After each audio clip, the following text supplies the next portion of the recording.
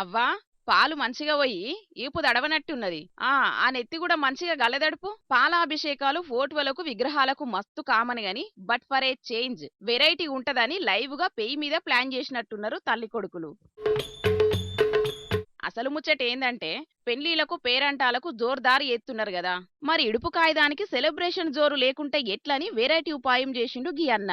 ఈయన ఇంటి ఆమెతోని ఇడుపు కాయిదం అయిందట. మాజీ ఆలికి భరణం కింద 12 తులాల బంగారం 18 లక్షల రూపాయలను ముట్ట చెప్పిండట.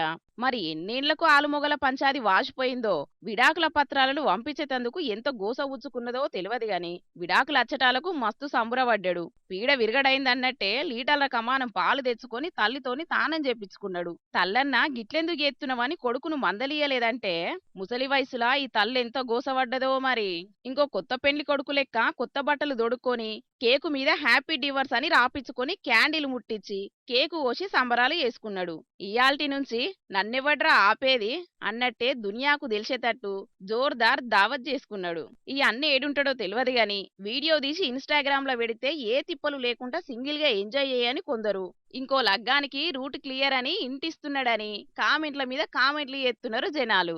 ఒకప్పుడు ఆలుమొగలు విడిపోవడంటే పెద్ద పాపం లెక్కనే చూస్తుండే. నయా జమానాల మాత్రం కాయిదాలు జింపినంత కామన్ అయిపోయింది. ఇడుపు కాయిదం అని చెప్పుకునే తందుకే నారాజయ్యేటోళ్ళు. అసొంటిది సంబురాలు చేసుకునే కాడికచ్చింది కథ. యూత్ పిల్లగాన్లు చూస్తున్నారు కదా జమాన్ ఎట్లున్నదో. లగ్గాలు చేసుకునే ముంగట ఒకటికి రెండు కాకపోతే 100 సార్లు ఆలోచన చేసి లగ్గం చేసుకోండ్రి. చేసుకున్నాక ఉప్పు నిప్పు లెక్క కాకుండా నేనంటే నేను తక్కువ అన్నట్టే ఎవ్వల నాళ్ళు తక్కువ చేసుకొని దాంపత్య జీవితాన్ని గొప్పగా సాగియండ్రి.